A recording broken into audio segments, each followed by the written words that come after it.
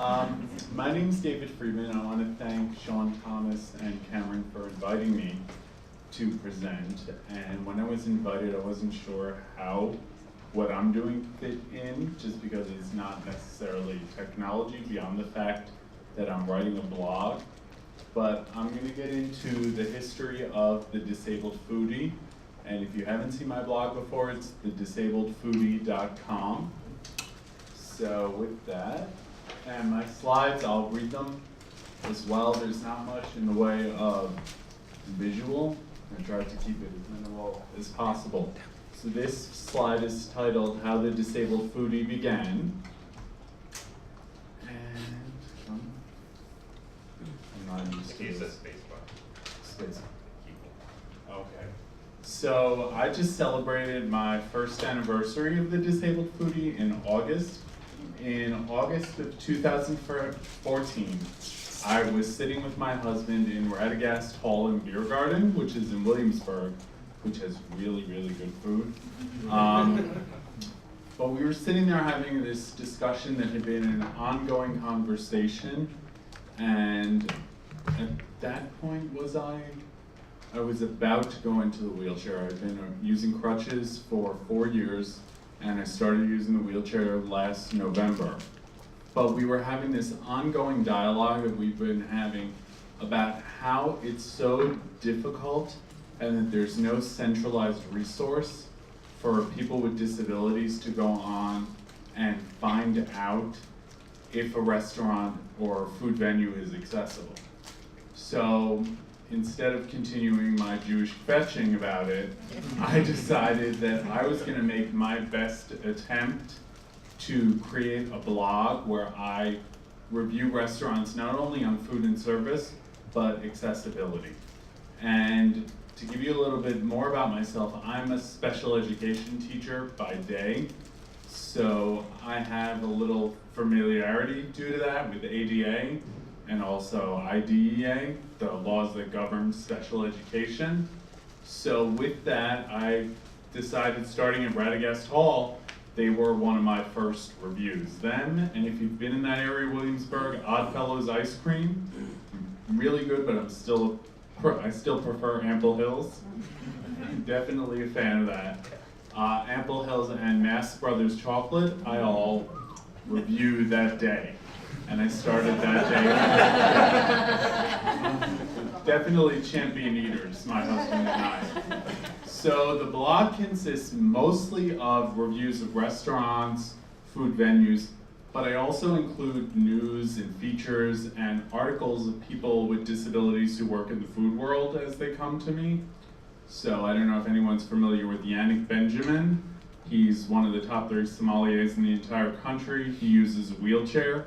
And that post has been my most popular post to date. It has over 800 hits, so it's been pretty popular. And let's see, okay. So I created a rating system, and what's involved in my rating system, it's kind of rudimentary, but I wanted to keep it as simple as possible. It's a scale of 1 to 5, with 1 being the lowest and 5 being the highest. And I rate 4 areas numerically, and this is all done after my reviews are, the first part is I review the food itself to get you drooling, and then I get into the accessibility. So when I started, I've learned more things over time in terms of different populations within the disability community, and I continue to learn, which I've been criticized for, that I don't include this and I don't include that. At the beginning, I'm only able to review from my perspective on disability. As I've learned more, I'm trying my best to include that in my reviews. So my earlier reviews include basically mobility. As I'm learning, I'm including more. So the 4 areas I rated on, and I continue to rate on consistently, are the accessibility of the entrance, and I don't break out a tape measure, but gauging the width of the door, the smooth transition or not from the sidewalk into the restaurant. Is there a vestibule? Is it, basically, can you get in and how easily? Then the bathroom, which is a huge thing, And I was actually featured on the Sporkful podcast earlier this month, and I sat down with Dan Pashman, who runs that podcast, and John Hockenberry. I don't know if anyone's familiar with him. He has a podcast called The Takeaway, and he's also a wheelchair user. And his perspective was quite different than mine, that the bathroom isn't an issue if he can't access it, but he also kind of chose a facility, a restaurant to dine at that was 3 blocks from his house, but an hour and a half accessorized ride for me, from mine. But the bathroom, do they have an accessible stall? Are there grab bars? What's the lighting like in the bathroom? All of those features I'm including. Can you turn the wheelchair, make a 180-degree turn within the stall and within the bathroom? And then I review the walkways and the interior space. Is it passable? What are the lighting levels like? What's the noise level like? Is furniture adjustable or fixed? Because I know that's part of the ADA. There's stuff written, and I'll get into this later. There's stuff in ADA for restaurants about fixed furniture, but there's nothing about furniture that can be moved. So it's interesting. And then finally, and this is the biggest piece where I'll have the most to say, is the staff. Even though that's not part of ADA, it plays into your entire experience of the restaurant. So I'll get into that a little bit more. And then I started to include, I'm thinking spring of this year, started to include asking whether they have menus written in Braille. And I think all but one place I get looked at like I'm asking them to present me with a unicorn. And it's really unfortunate. Certain places where they change the menu regularly, I understand that it would be cost ineffective for them to print a Braille menu constantly, but some places have been open to the idea of then using technology to somehow get around that, and I've been engaged in conversations with certain restaurants about that. And at this point, I have more than 70 reviews to date. And if you haven't been on the blog, I have a page that's called Cumulative Accessibility Rating. And on that page, you can go through every place I've reviewed, and they're alphabetized and in point order from highest to lowest. And they're separated by places that are full-on restaurants and then places that are stores, because those places usually don't have bathrooms available, so that piece of the rating comes out. And then at the very bottom, I've been to a couple of food-related places, like the Culinary Arts Museum at Johnson & Wales in Rhode Island, and that doesn't fall into any of the categories, so I have kind of an other on that page, or you can just scroll through the home page and go through the reviews chronologically. So I have 2 major themes that I found out about at this point, and the first theme is ADA is a good start, but is it enough? Because ADA, in my opinion, it's great. They're trying to help the community.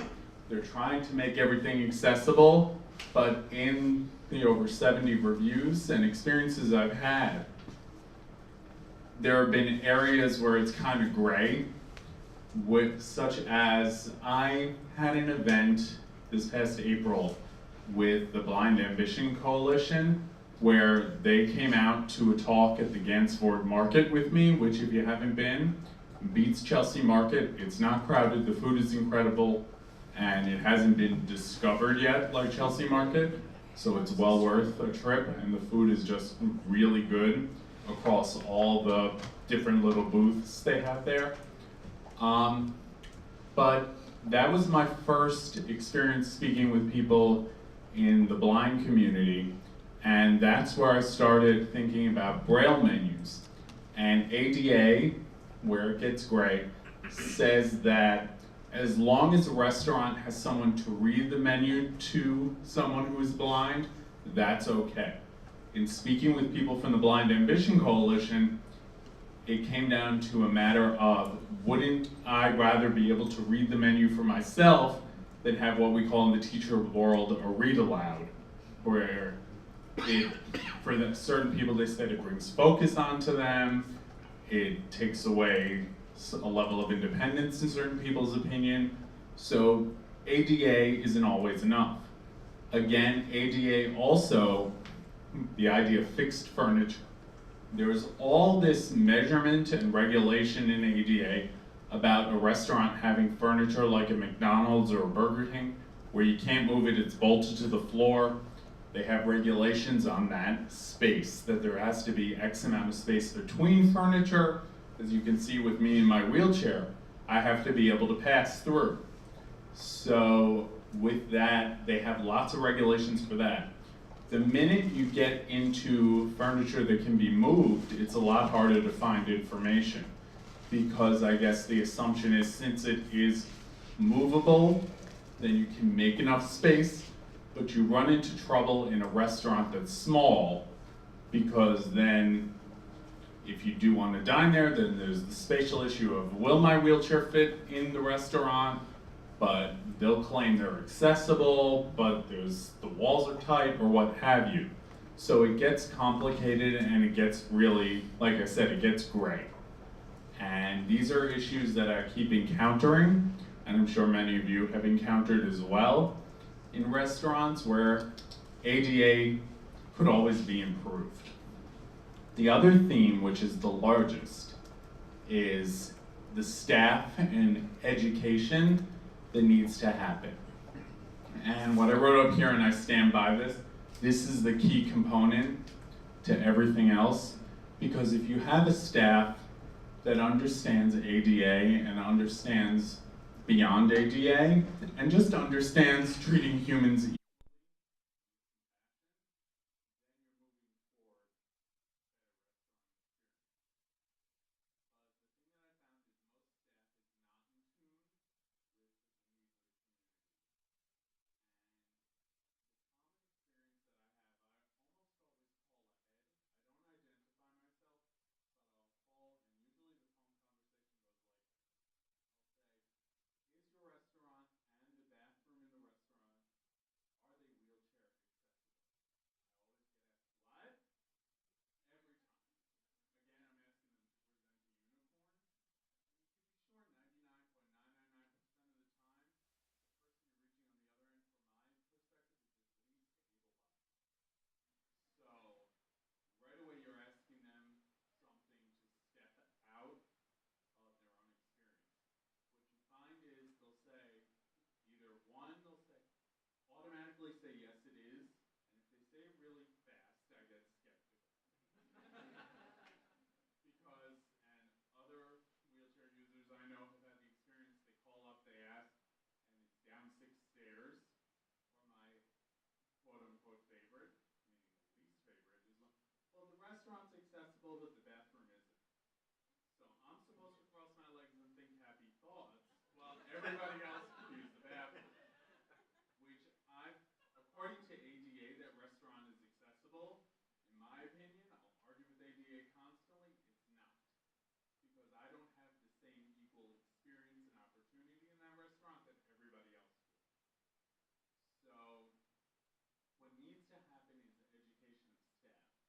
In the restaurant world, I've spoken to chefs, I'm speaking to, let's see how many people know this name, Danny Meyer. Who knows Danny Meyer? That name, Shake Shack. I'm going to brag a little next Saturday, and then after Columbus Day weekend, the 2 following Saturdays, I was invited to speak at 3 Shake Shacks in Manhattan to start training their staff on improving how they interact with and treat people in the disability community. And Danny Meyer wrote me a thank you note, so I'm kind of fanboying over that. But he's committed to educating the staff. The thing that happens in the restaurant world is staff turnover is huge. So a lot of chefs and restaurateurs are kind of hesitant to train their staff because they train over and over again. But my argument to them has been, it's the reality of what you need to do.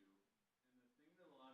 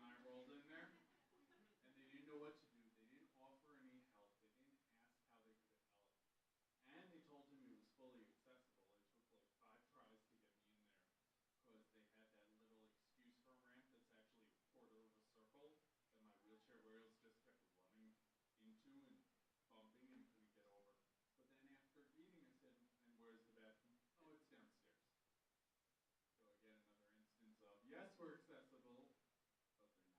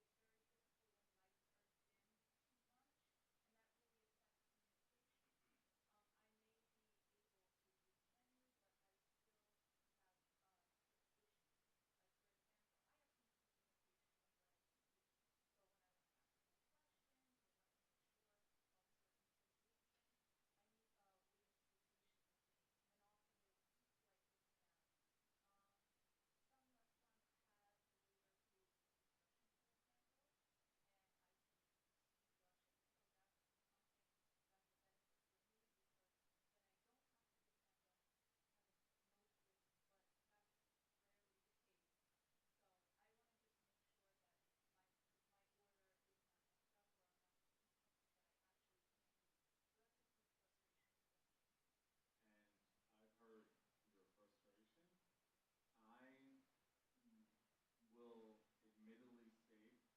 So that's a huge frustration for me. And I've heard your frustration. I will admittedly state that I need to learn more about how I can use my blog to help the deaf community. I have started including noise level in my reviews as well as lighting level, and again, those are things that ADA doesn't cover at all. So I do admittedly need to learn more so that I can more effectively include and try and help what your concerns are, but those can